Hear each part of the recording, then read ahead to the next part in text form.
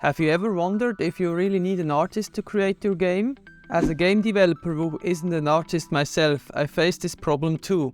In this video I'll show you how I handled it and created a main character and other art for my game. Hi, my name is Ilya and I'm working on a 2D Metroidvania game named Onchu.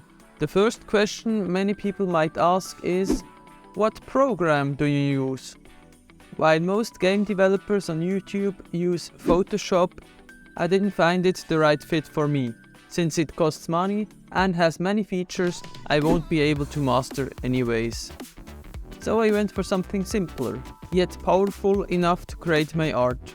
And that's how I discovered Paint. I'm joking. The program I'm using is Krita. Krita is a free program that has all the features I need for my art. The first challenge I faced was creating the main character. I had some ideas in mind, like the wood mask, cape, and him being a druid boy. I started with hand sketches, but soon moved to digital reference pictures.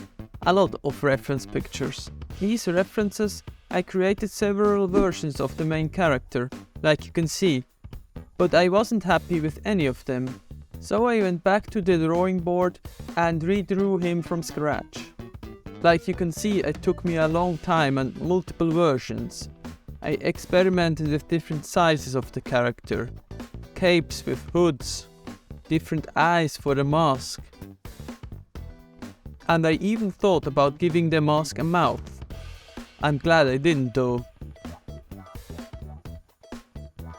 I'm pretty happy with my latest version, and I'm not planning to change him anytime soon, except on adding some details. I went through some challenges with color as well.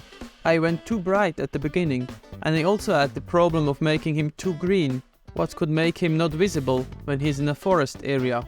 In the end I decided to go with those softer colors, and I did not regret them since. In general, I have to say that all the time since I created that character, I did not get annoyed by his appearance, which is the best sign that he turned out well. I could not say the same regarding the previous characters. I also created some environmental elements to get a feel for the world. I started with some sketches first, with the help of some reference pictures. After that I turned them into better quality pictures that I can use in my game. I'm still not happy with some of them, but I'll revisit them later with a fresh mindset. As a non-professional artist, I still have a lot to learn, and I run into problems all the time. Sometimes the art is blurry when I load into my game, because I upscale it too much, or I don't manage to draw something as I imagine it, or I can't keep my art style coherent. These are all problems that would be fixed if I were a professional artist or had one on my team. But I'm a solo developer and I don't have enough money to hire anyone. So my only choice is to keep going, learn and give it my best. Now let's move on to what I do with the art once it's finished and how I use it inside Unity. First I think about what layers to export together, as I plan to animate the character afterwards. Loaded inside Unity, I start rigging the character, which means placing bones on different layers and telling them what layers they affect. Once rigging is complete, I animate the character for different states, idle, running and jumping.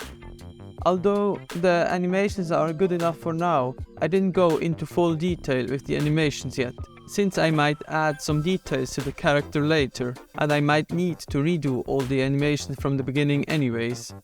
I also don't have an animation for attacking it, but I use this placeholder PNG for now. The rest of my drawings are added to the scene in a folder structure. The foreground elements are closer to the camera and move slower, while the background elements are further away and move faster. This way I get a nice parallax effect and the whole scene gets some depth. Now let me show you a summary of the drawings I have created so far.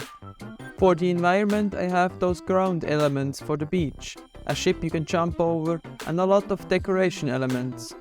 And not to forget the spikes that will act as traps.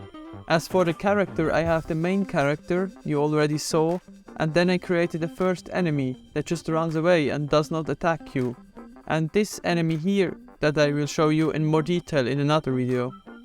I don't have any NPC characters yet, but they are in planning already. These are my art skills at the moment. I know I'm not a great artist, but I'm quite pleased with the results. I also believe that I can still improve along the way. I hope you enjoyed this art devlog.